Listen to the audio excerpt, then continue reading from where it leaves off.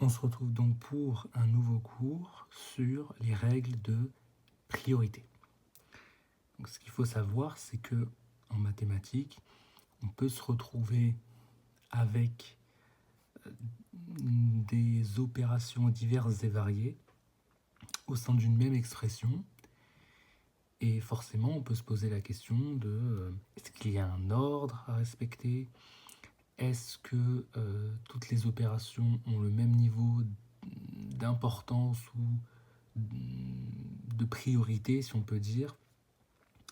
C'est un peu ce qu'on va essayer d'énoncer et de comprendre surtout. En tout cas, on va essayer de comprendre au mieux. Alors, une première règle qu'on peut voir, c'est le fait que la multiplication et la division, dont on avait déjà énoncé dans les cours précédents qu'elle était une forme particulière de multiplication aussi, multiplication et division passent avant l'addition et la soustraction. On rappelle aussi que la soustraction est une forme particulière d'addition, on en avait aussi parlé avant.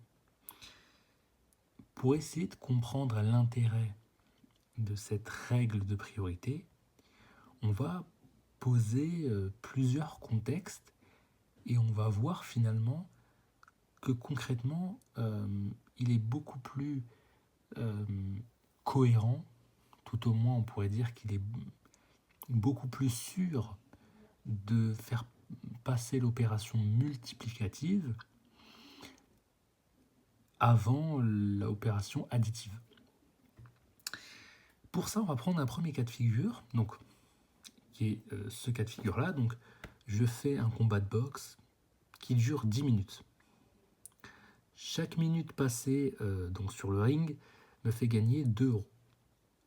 Et si je tiens jusqu'à 10 minutes, j'ai un bonus de 5 euros. Donc, on va essayer de considérer mathématiquement cette situation. Qu'est-ce qui se passe si je tiens 10 minutes? Qu'est-ce qui se passe si je tiens 10 minutes?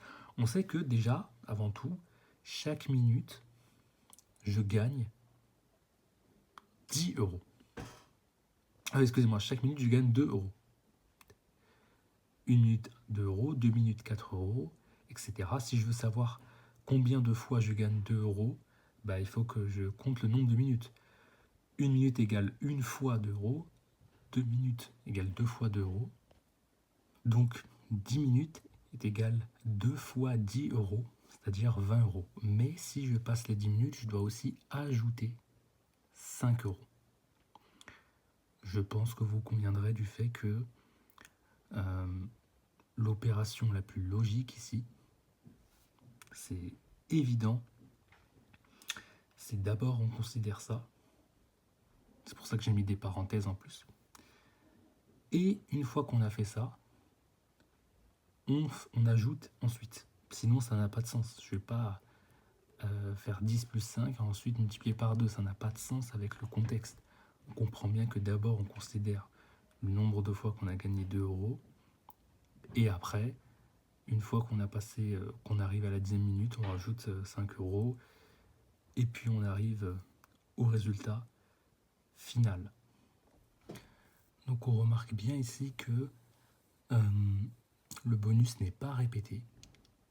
Il est additionné à la fin. D'abord, on fait ça, et ensuite on fait ça. Donc on voit ici que la multiplication, elle est prioritaire, de façon logique. On ne peut pas commencer par l'addition, ça n'aurait aucun sens.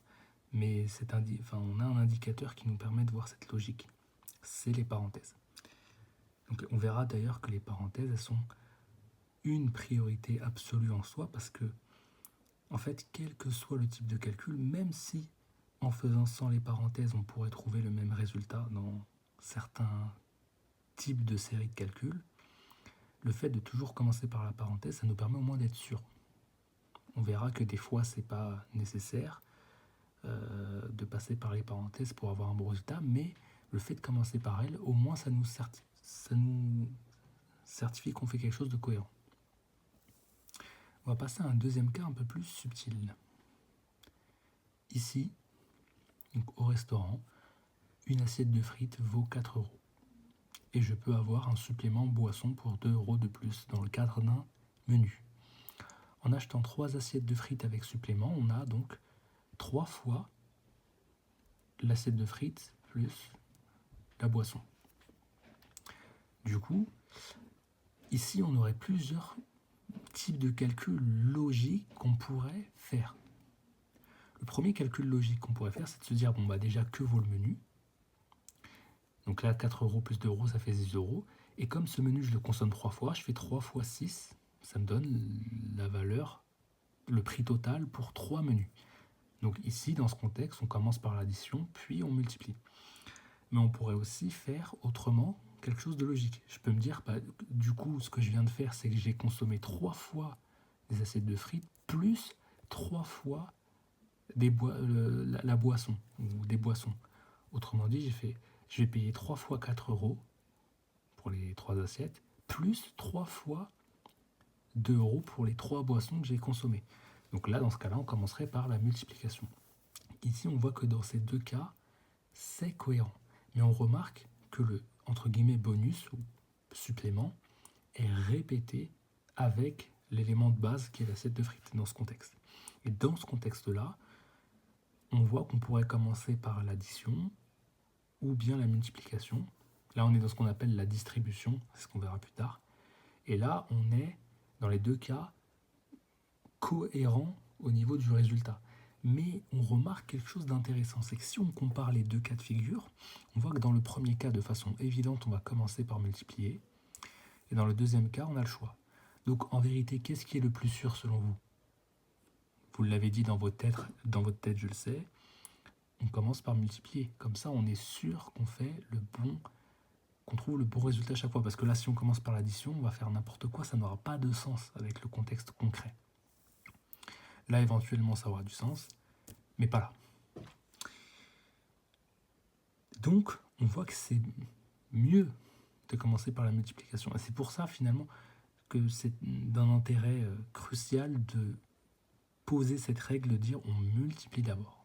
Et ensuite, on additionne. Donc ici, je précise que la division est une forme particulière de multiplication. Donc ils ont le même niveau de priorité. Et la soustraction est une forme particulière d'addition. Ils ont le même niveau de priorité. On va introduire aussi une nouvelle règle, enfin une autre règle, celle des parenthèses. Les parenthèses sont prioritaires. Parce que elles ont un sens. Les parenthèses, elles sont censées mettre en exergue la décomposition d'un nombre en particulier. C'est-à-dire que les éléments qui sont dans la parenthèse sont considérés ensemble et non séparément. Donc la parenthèse, elle a un sens. Par exemple, quand je vous dis 3 moins 2 plus 3, c'est pas pareil que 3 moins 2 plus 3. Alors, pour une raison spéciale. En fait, le moins ici, ça veut dire 3 moins tout ça, mais en fait, moins, on peut aussi l'interpréter comme moins 1. Ça, on en parlera plus spécifiquement dans la distribution et la factorisation. Mais en fait, on peut lire ça comme 3 plus moins 1 fois 2 plus 3. Et en fait, comme on distribue le moins 1, ça fait moins 1 fois 2 plus moins 1 fois 3. Mais moins 1 fois 2, ça fait moins 2. Moins 1 fois 3, ça fait moins 3. On a donc 3 moins 2 plus 3. Et ça, c'est pas pareil que si on faisait 3 moins 2 plus 3. Parce que là, on a 3 moins 2 moins 3. Quand on distribue le signe moins, ici. 3 fois moins 2. 3 plus moins 1 fois 2, ça fait moins 2. Plus moins 1 fois 3, ça fait moins 3. 3 moins 2 moins 3, c'est pas pareil que 3 moins 2 plus 3. Alors là, évidemment, ça vous apparaît un peu abstrait parce qu'on n'a pas encore vu la factorisation et la distribution dont je vous parle tant. Mais ça permet de mettre en exergue le sens des parenthèses. Pour les divisions, c'est du même ordre. Alors là, je décris en tout petit. 3 divisé par 4 fois 2, c'est pas pareil que 3 divisé par 4 fois 2. Parce que là, 3, en fait, le 4 fois 2, tout ça est au dénominateur. Alors que dans 3 divisé par 4 fois 2, il y a seulement le 4 qui est au dénominateur. Et on va avoir 3 divisé par 4, le tout multiplié par 2. C'est pour ça que les parenthèses ont un sens. Et que il faut considérer ce sens-là. De toute façon, je l'énonce plus loin, hein, quand je fais le commentaire ici, pour dire vraiment que les parenthèses expriment la décomposition d'un seul nombre. Et donc là, je vais diviser 3 par le nombre 4 fois 2. 4 fois 2, ça vaut un nombre. Ce nombre est exprimé sous forme décomposée, mais on parle d'un même nombre. C'est ce nombre-là qui va diviser 3. Alors qu'ici, c'est seulement 4 qui divise 3, et le tout, je le multiplie par 2. Enfin, le résultat de cette opération, je le multiplie par 2. Donc les parenthèses ont un sens. On a le cas sans parenthèse. Donc quand on n'a pas de parenthèse, première chose qu'on se demande, est-ce que dans la série d'opérations que j'ai des opérations qui ont une priorité plus importante. Si c'est le cas, on commence par elles. Si ce n'est pas le cas, si par exemple j'ai des multiplications et des divisions, donc multiplication et division, ou si j'ai des additions et soustractions, dans ce cas, on commence de gauche à droite. Pourquoi ? En fait, l'énoncé mathématique, ou plutôt l'ordre de gauche à droite, ne fait que traduire l'ordre oral de l'énoncé. À l'oral, je commence par une opération et puis j'enchaîne avec une autre. Et comme en français, on commence de gauche à droite, et ben on suit l'ordre de cet énoncé. Lorsque j'ai des multiplications et divisions, il peut arriver des cas très spéciaux, par exemple, où, suivant que je commence par une multiplication ou une division, je n'aurai pas le même résultat. C'est des cas qui peuvent arriver. On a décidé donc, pour éviter ces ambiguïtés, que si j'ai des multiplications et divisions, je vais de gauche à droite. Si j'ai des additions et soustractions, je vais aussi de gauche à droite. Voilà, comme ça on est sûr de ne pas tomber dans des cas particuliers et ambigus. Ça c'est quand on n'a pas de parenthèse. Quand on a des parenthèses, on commence toujours par les parenthèses. Je précise que l'exposant, la puissance, est une forme particulière de multiplication. Elle a donc le même niveau de priorité que les multiplications. Tout ceci est résumé par ce qu'on appelle le modèle PEMDAS. Parenthèse, exposant, multiplication, division, addition, soustraction. Alors, en vérité, il n'y a que 3 blocs qu'il faut voir ici. Parenthèse, ça c'est la priorité ultime. Ensuite, toutes les formes de multiplication, donc exposant, multiplication. Donc exposant, c'est la puissance. Et puis le reste qui est addition, soustraction. Donc pour les priorités, je vous résume. Première chose qu'on se demande, est-ce qu'il y a des parenthèses ? Si c'est le cas, on commence par elles. Ensuite, est-ce que dans la série d'opérations, j'ai des opérations qui ont une priorité supérieure ? Si c'est le cas, je commence par elles. Et si j'ai des multiplications avec son opération opposée qui est la division dans une même série, donc multiplication, division, etc., je vais de gauche à droite. Pareil si j'ai des additions et soustractions, je commence de gauche à droite. Donc là, on est déjà dans le cas où il n'y a plus de parenthèse. Donc voilà, je vous ai résumé ça, et c'est vraiment ça qu'il faut avoir à l'esprit. Ces règles sont assez logiques, on voit qu'il y a quand même de la cohérence, elles ne sortent pas de nulle part. Voilà.